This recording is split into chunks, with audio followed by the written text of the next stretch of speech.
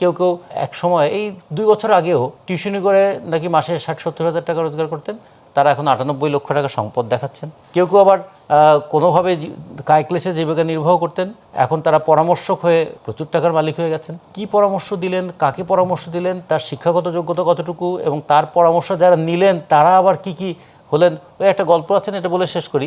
এক লোক নাকি তার বন্ধুকে গিয়ে বলছে, দোস্ত একটা বই লিখেছি, দারুণ বই, এই বইটা যদি প্রকাশ করতে পারি দারুণ একটা পরিবর্তন হবে। বলে এত দারুণ দারুণ বলছিস, বিষয়টা কি?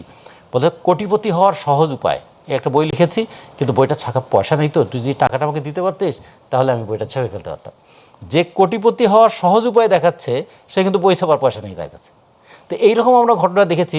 2 দিন আগে যার পয়সা নাই, হঠাৎ করে কনসালটেন্সি করে তিনি আবার প্রচুর টাকার মালিক হয়ে গেলেন, এবং তারা নির্বাচনের প্রতিদ্বন্দ্বিতা করছেনও।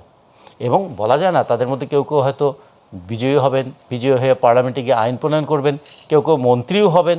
ফলে এই যে একটা অর্থনৈতিক অসততা এবং ভবিষ্যতে অর্থনৈতিক সমৃদ্ধির সোপানে পা দেয়া, এর মাঝখানে আছে প্রচার, এবং এই প্রচারটাকে নিজের পক্ষে নিয়ে আসবার জন্য যত ধরনের কৌশল প্রয়োগ করা দরকার সবই তারা করবেন।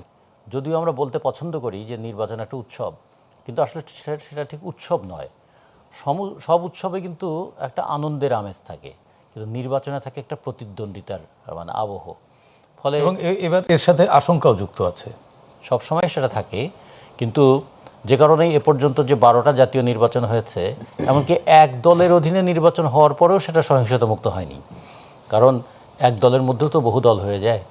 তো সে কারণে যেটা বলছিলাম যে যেহেতু এটা প্রতিদ্বন্দ্বিতা থেকে কখনো কখনো মারমুখী প্রতিদ্বন্দ্বিতা হয়ে যায়, ফলে সেক্ষেত্রে আশঙ্কা থাকে, সেক্ষেত্রে প্রতিপক্ষকে কতভাবে পরাজিত করা যায় তার চেষ্টা থাকে। সে কতভাবে পরাজিত করার মধ্যে পেশিশক্তির প্রভাব থাকে, টাকার প্রভাব থাকে, আঞ্চলিকতার প্রভাব থাকে, এবং সবচেয়ে বেশি তাৎপর্যপূর্ণরূপে প্রভাব থাকে সেটা ধর্মের রাজনৈতিক ব্যবহার, সেটা থাকে। তার সঙ্গে এখন যুক্ত হয়েছে যে ডিজিটাল ডিভাইস ব্যবহার করে একটা ভুল অথবা ভুয়া তথ্যকেও সত্যের মতো করে উপস্থাপন করার দক্ষতা।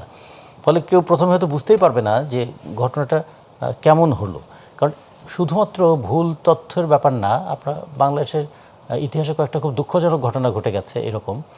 যেমন কুমিল্লার নাসিরনগরে যে ঘটনাটা ঘটেছিল, পাবনার সাথিয়ায় যে ঘটনাটা ঘটেছিল, রামুতে যে ঘটনাটা ঘটেছিল, রংপুরে যে ঘটনা ঘটেছিল। পরে দেখা গেল যে এই যে ফেসবুকে একটা তথ্য দিয়ে একটা গ্রাম পর্যন্ত জ্বালিয়ে দেওয়ার ঘটনা ঘটেছে, কিন্তু যার নামে এই ঘটনাটা ছড়ানো হয়েছিল তিনি ফেসবুক তার নাই, তার ফেসবুক অ্যাকাউন্ট নাই, এবং কেউ কেউ আছে তিনি প্রায় নিরক্ষর।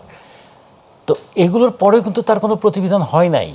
ফলে যখন সেগুলোই হয় নাই, এখন তো আরও অনেক বেশি এখানে টাকার খেলা চলবে। আপনারা জানেন যে